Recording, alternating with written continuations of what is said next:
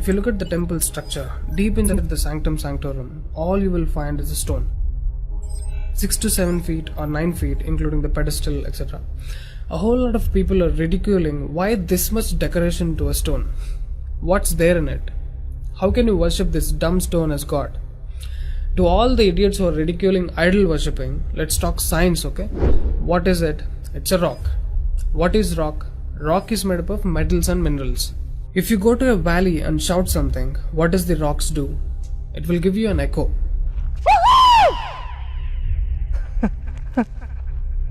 It's an open place. The sound travels, hits the rock and throws it back. This phenomena is called echo and it's scientifically proven, everybody knows it. Depending on how loud you send these sound waves, accordingly rocks will throw back an echo. Every rock, that's why you will hear 2-3 sounds at different intervals. Visually you cannot see what's happening, but you can hear it. This is in open space. Imagine if you're doing it in a closed place. What would be the amount of echo? Obviously much more than the open space. Let's get inside the temple. You will find a linga or a statue made of a rock. And it's placed in a closed wall structure with a Galigopuram on the top. That means a pyramid structure with a tip pointing to the sky. There will be no ventilation. Tight packed and covered with stone walls to a precision where even the light cannot enter.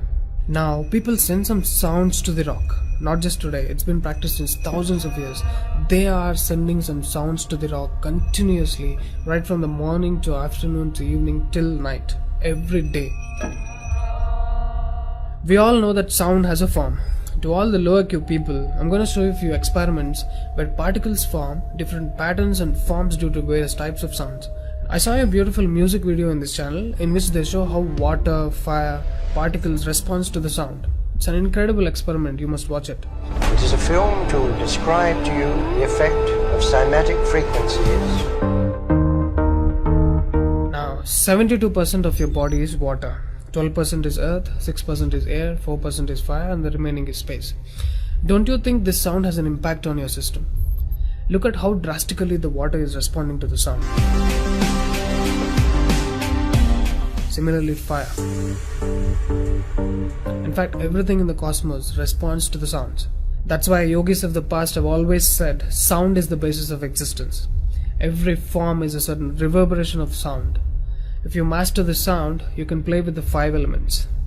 That's how the sages of the past used to walk on water, disappear into the air, walk through the walls, etc.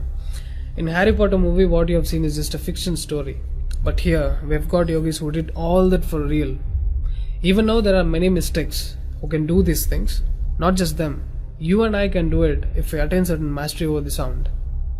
You need a perception beyond the senses to do that.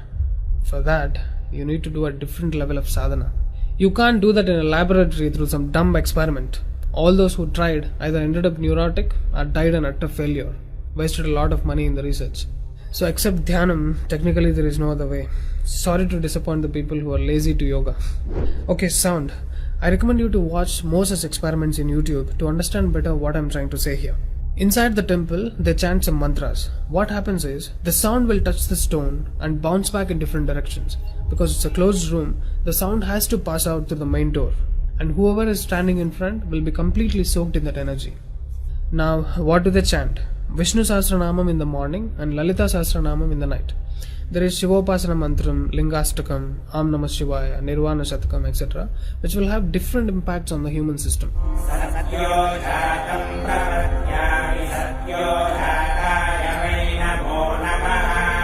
I really wanted to check what impact these sounds have on the human system. So I went to a neurosurgeon to really experiment and document the impact of these sounds on the human brain, the human system. I took my friend Rahul for the EEG test. It's called electroencephalography, where you can see the brain activity, the activity of the nervous system of a person on a computer. We played Lalita Sahasranamam to him.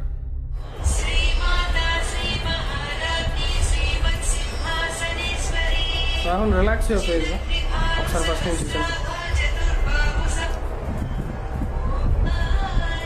Right.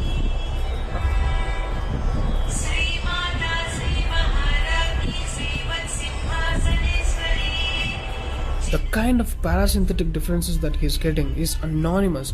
Oh my god, then I understood. These sounds are engineered in such a way that the rhythm of the chant will go inside your parasympathetic nervous system and will put you into deep sleep within 3 to 5 minutes.